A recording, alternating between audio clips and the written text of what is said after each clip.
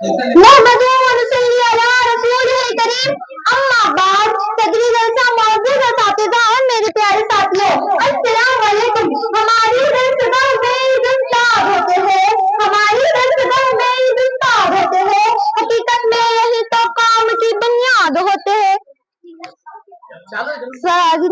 سنے روداد ہم جب بھی کسی کی کامیابی کی، سنے روداد ہم جب بھی کسی کی کامیابی کی، ہر ایک روداد میں یہی مرکز روداد ہوتے ہیں، یہی رکھتے ہیں شہر علم کی ہر راہ کو روشن، یہی رکھتے ہیں شہر علم کی ہر راہ کو روشن، ہمیں منزل پر پہنچا کر یہ کتنا شاد ہوتے ہیں۔ معزز سامعین، میری آج کی تقریر کا عنوان ہے استاد کا مقام۔ تدبیر عالی وقار، مجھے اس موضوع پر بہت ہی سمجھ سے بات کرنا ہے، کیونکہ بات ہے استاد کی عزت اور تکریم کی۔ ادب بھی ایک کرینہ ہے محبت کے کرینوں میں، ادب بھی ایک کرینہ ہے محبت کے کرینوں میں، استاد ایک نگینہ ہے جنت کے نگینوں میں۔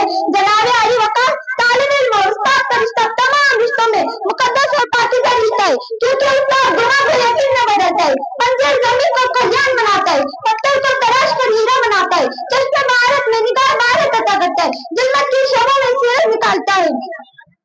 یہ مہر تابا سے جا کر کہہ دے کہ اپنی کناں کو گن کر رکھ لے، یہ مہر تابا سے جا کر کہہ دے کہ اپنی کناں کو گن کر رکھ لے، میں اپنے چہرے ذرے ذرے کو چمکا رہا ہوں۔ معزز سامان، استاد کسی بھی معاشرے کے معمار ہوتے، قوم میں اپنی اقدار اور روایات کی نئی نسل سے تشکیل کرتے، جن میں اساتذہ سر فہرست